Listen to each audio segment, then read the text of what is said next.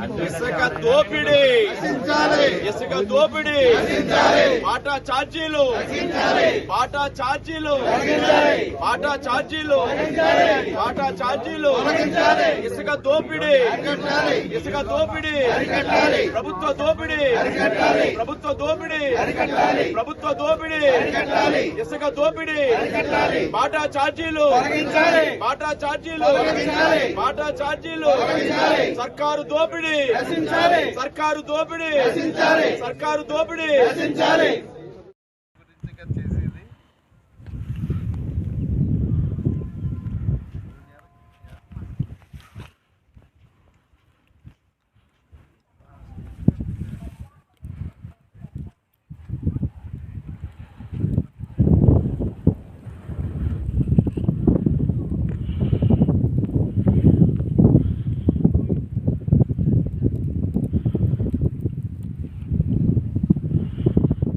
గోపాలపురం గ్రామంలో ఇక్కడున్న sand ramp లో ఉభయ గోదావరి జిల్లాలకు సంబంధించిన లారీ అసోసియేషన్ ఆధ్వర్యంలో అనాధికారికంగా అక్రమంగా ఈ ఇసుక ర్యాంపులో బాటా ఛార్జీల పేరుతో ట్రాక్టర్ కి 500 రూపాయలు, 6 టైర్లు లారీకి 1000 రూపాయలు, 10 టైర్ల లారీకి 1500 రూపాయలు, 12 టైర్ల లారీకి 2000 రూపాయలు చొప్పున అక్రమ వసూళ్లు చేస్తున్న దాన్ని తీవ్రంగా ఖండిస్తూ ఉన్నాం.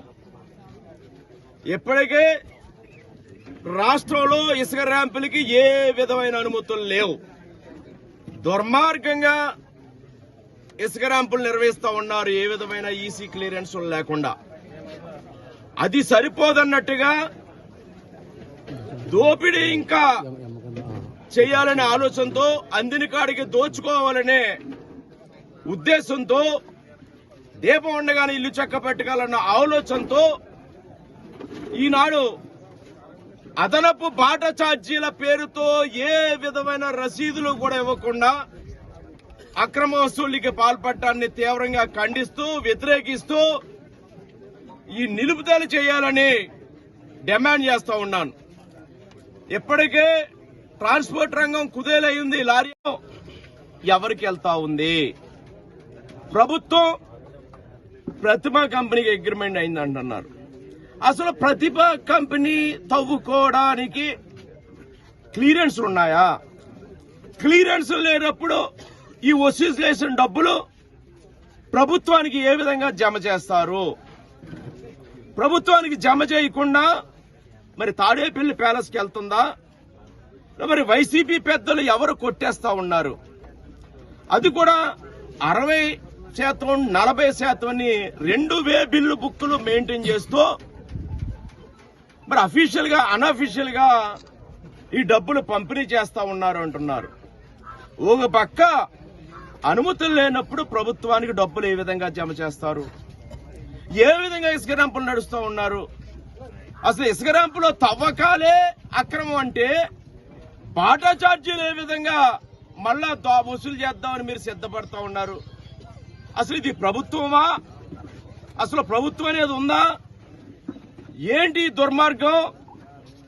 అంటే ఉచితంగా అందించిన ఇసుక మరి ఈనాడు టన్ను 475 రూపాయలు చొప్పున అమ్ముకుంటూ దానికి అదనంగా మళ్లీ ఇంకొక 100 రూపాయల టన్నుకి అదనపు ఛార్జీలు వసూలు చేయాలని ఈ రకంగా తయారవడం చాలా హేయమైన చర్య.